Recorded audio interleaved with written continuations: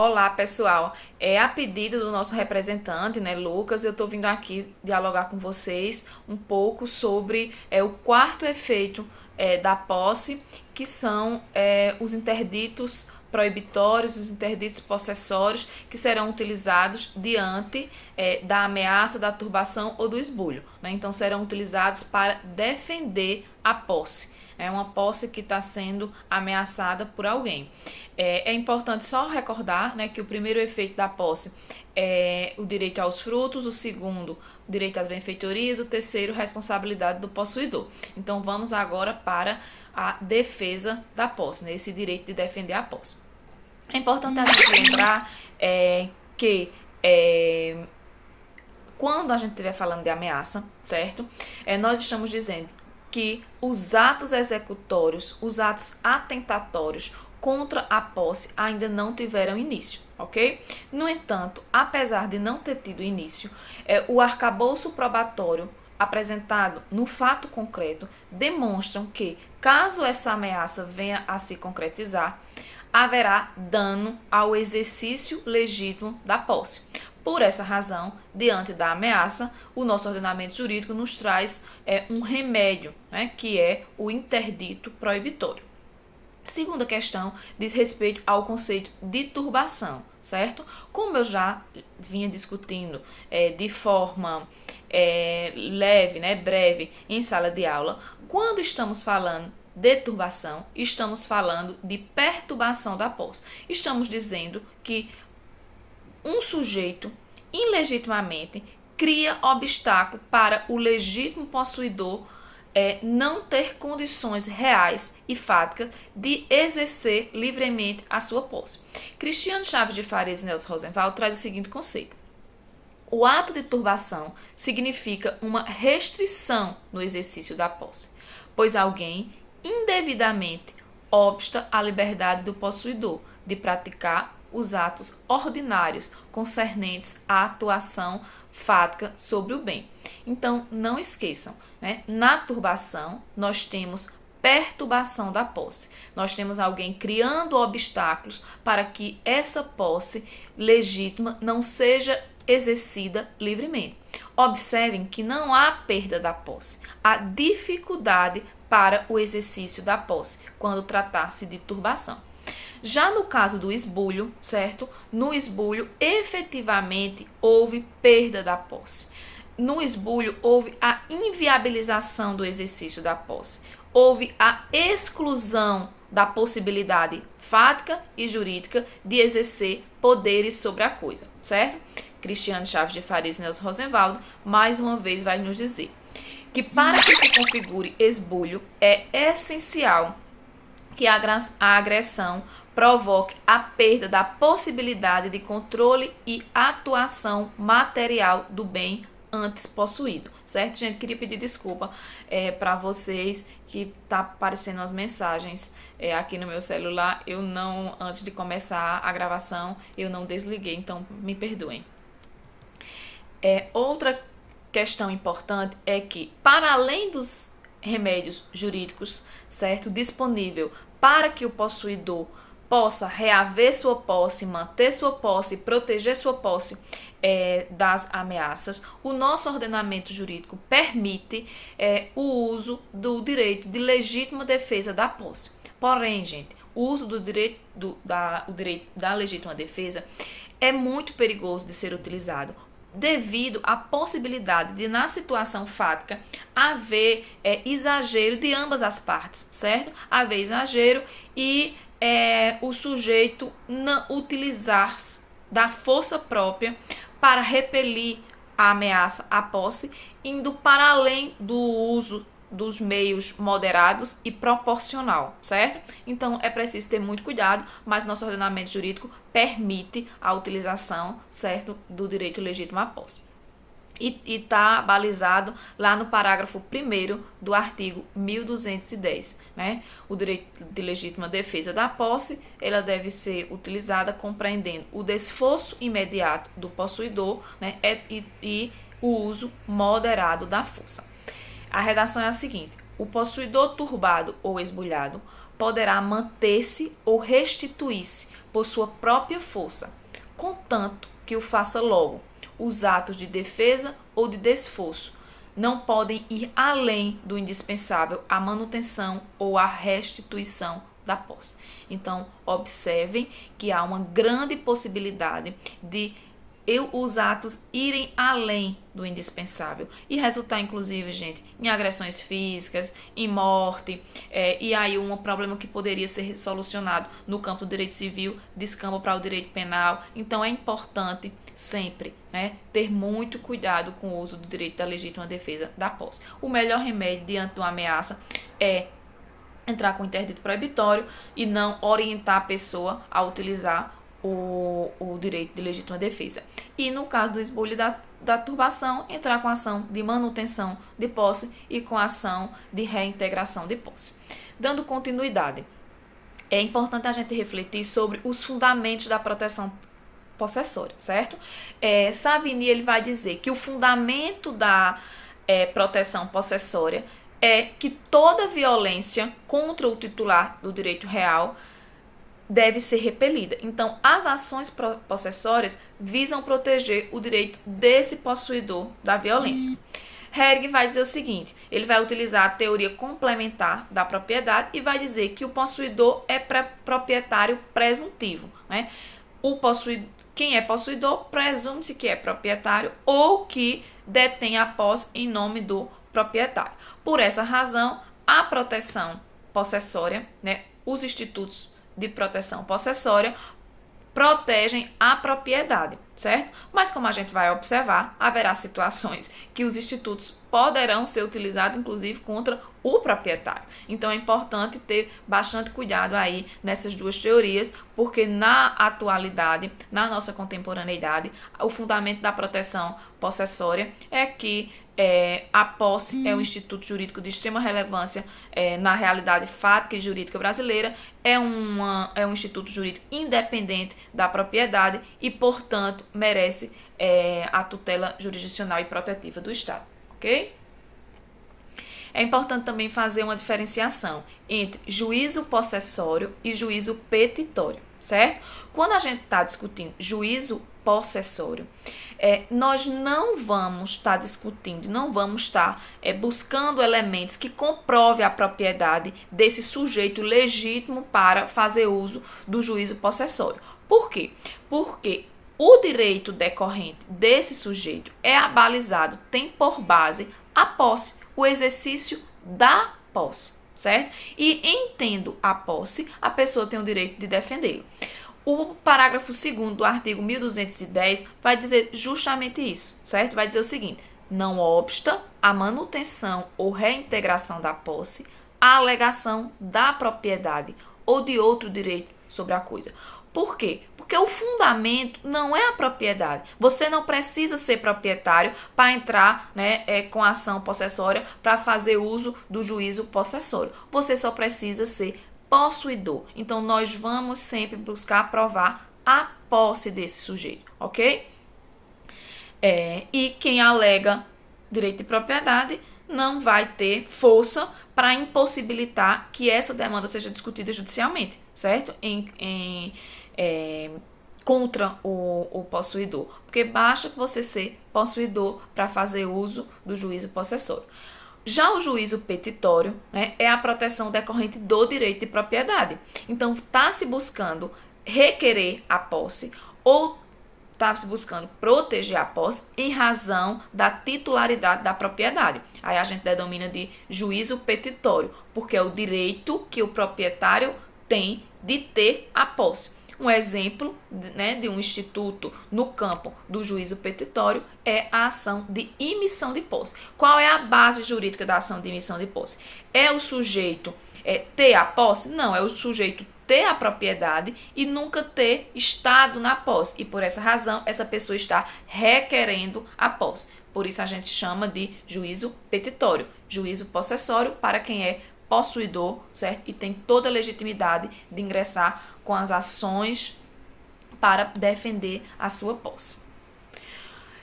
No juízo possessório, a sentença vai determinar a entrega do bem ao possuidor. Esse é o objeto, certo? Da discussão jurídica no campo das ações possessórias, certo? É que o sujeito mantenha-se na posse, tenha a posse protegida ou a posse seja devolvida a ele. Já no juízo petitório, a sentença vai determinar a entrega do bem ao proprietário, para que o proprietário, que tem a titularidade da propriedade e nunca adentrou na posse, tenha essa posse. E aí a impossibilidade de cumulação, né, entre ações que discutem posse e ações que discutem propriedade. Essa impossibilidade de cumulação ou de trâmite concomitante tem por objetivo impossibilitar ações contraditórias, certo? A base jurídica que vai impossibilitar a acumulação é a que consta lá no artigo 557. Traz a seguinte redação: na dependência de ações possessórias, é vedado tanto ao autor quanto ao réu propor a ação de reconhecimento do domínio, exceto se a pretensão for deduzida em face de terceira pessoa. Não obsta a manutenção ou a reintegração da posse, a alegação da propriedade ou de outro direito sobre a coisa. Essa é a redação do parágrafo único, certo? Então, a alegação de que um outro sujeito é proprietário, certo? Não impossibilita o possuidor de ingressar com a ação de manutenção e de reintegração de posse e de ter êxito nessa ação. Porque, repito, as ações possessórias têm por base não o direito de propriedade, mas a situação fática, a posse. E aí há uma discussão se o proprietário, diante do esbulho ou da turbação, se ele não tivesse a posse direta, tivesse apenas a posse indireta, ou seja, aquela situação em que ele repassou o atributo, né, do exercício da posse para um outro sujeito, se esse proprietário teria legitimidade para ingressar com a ação possessória, certo? Alguns autores vão dizer que só pode entrar com a manutenção e reintegração de posse quem sofreu o esbulho ou a turbação. Quem sofreu o esbulho ou a turbação diretamente, certo? Então, o proprietário que fosse possuidor indireto não poderia entrar com a ação possessória. Eu parto, do pressuposto de que quando a posse é turbada ou esbulhada, e essa posse direta está, com uma outra pessoa que não é o possuidor indireto, no caso, o proprietário, esse proprietário, ele também sofreu um dano. Então, ele também teria legitimidade de ingressar com a ação possessória, mesmo sendo possuidor indireto. Essa também é a posição, e minha posição se fundamenta na posição do Edson Fachin. O Edson Fachin traz a seguinte posição: o titular do domínio, ainda que não utilize diretamente e efetivamente a terra, é tutelado a manejar os interditos possessórios, certo? Então, essa é a posição de Fachin e eu concordo com ele. Ainda sobre as ações possessórias, na defesa da posse, aplica-se o princípio da fungibilidade das ações possessórias. Gente, aplica-se no campo jurídico, certo? Ou seja, de acordo com o artigo 1554, a propositura de uma ação possessória em vez de outra não obsta que o juiz conheça do pedido e outorgue a proteção correspondente. No entanto, eu não sou juíza. Então, na atividade que eu passei, não contabilizará toda a pontuação quem não acertar o nome da ação corretamente, certo? Então, acertem o nome da ação para que, quando estiverem na prática profissional, vocês não venham a errar, ingressar com a ação de manutenção, quando é reintegração, quando é reintegração, quando é manutenção. No entanto, no campo da prática profissional, isso é permitido, pela redação do artigo 1554 do Código de Processo Civil. Por que isso é permitido, gente? Porque as situações fáticas mudam rapidamente. Ou seja, o que antes era uma turbação, rapidamente pode se converter em um esbulho. Então, por essa razão, a nossa legislação dá essa permissibilidade, certo? Lembrar também, certo? Não esquecer que é possível a acumulação do pedido principal da ação se for de manutenção de posse, que o sujeito seja mantido na posse, se for de reintegração, que o sujeito seja reintegrado na posse, com a acumulação de danos morais e direito aos frutos, ok? Essa acumulação de pedidos, ela vem expressa lá no artigo 555. Traz a seguinte redação: é lícito ao autor cumular ao pedido possessório o de condenação em perdas e danos e indenização pelos frutos, ok? Não esqueçam também de formular esses pedidos sempre que for cabível. O direito aos interditos, né, é essa possibilidade de exercício do direito de peticionar em juízo através das ações possessórias, ok? E aí, a primeira ação possessória é o interdito proibitório. Veja, como a própria nomenclatura já nos traz, o interdito proibitório visa proibir que a posse seja atacada, molestada, perturbada, perdida, certo? Então, ingressamos com o interdito proibitório diante da ameaça. A previsão vem contida lá no artigo 567 do Código de Processo Civil. É legítimo para ingressar com a ação de interdito proibitório o possuidor direto e o possuidor indireto, certo? A redação é a seguinte: o possuidor direto ou indireto que tenha justo receio de ser molestado na posse poderá requerer ao juiz que o segure, ou seja, que o previna da turbação ou esbulho iminente, mediante mandado proibitório, em que comine ao réu determinada pena pecuniária, caso transgrida o preceito. A cominação da pena, gente, ela é fundamental. Por quê? Porque o sujeito, para cada dia que a ameaça se concretizar e a pessoa, né, permanecer impossibilitado, seja pela turbação ou pelo esbulho, porque a ameaça se concretizou, esse sujeito terá que pagar aí, né, a pena pecuniária combinada pelo nosso Poder Judiciário. Então, isso previne que a ameaça se concretize. Esse receio de ter que arcar com esse dano acaba sendo um instrumento de prevenção. Então, nos fatos, vocês precisam caracterizar a ameaça, demonstrando, certo, o dano possível caso ela venha a se concretizar. No direito, né, vocês vão trazer, além dos elementos do artigo 1210, também, que traz a seguinte redação, né, permitindo que a pessoa seja segurada da violência iminente se tiver justo receio de ser molestado. Vocês vão trazer também o artigo 1567. Dos pedidos, vão pedir que a pessoa se abstenha, né, que o juiz condene, que a pessoa se abstenha de concretizar a turbação ou esbulho. E a competência, não esqueçam, certo, gente? A competência, quando tratar-se de coisa imóvel, é o lugar da situação da coisa, artigo 47, parágrafo 2º. E quando tratar-se de coisa móvel, é o domicílio do réu, ok? Quando tratar-se da ação de reintegração de posse, a base jurídica é a mesma. O que vai diferenciar é que o esbulho se concretizou. Que esbulho? Aquele que a gente discutiu lá no início desse vídeo. E quem tem legitimidade é o possuidor esbulhado, ok? Lembrando, gente, que de acordo com o artigo 561, certo, do Código de Processo Civil, incumbe ao autor provar sua posse, a turbação ou esbulho praticado pelo réu, a data da turbação ou do esbulho, porque lembrem-se que a data da turbação ou do esbulho determinará o procedimento. Se a turbação ou esbulho conta com menos de ano e dia, a posse é nova, o procedimento é especial. Se conta, né, com mais de ano e dia, a posse é velha, o procedimento é o comum, ok?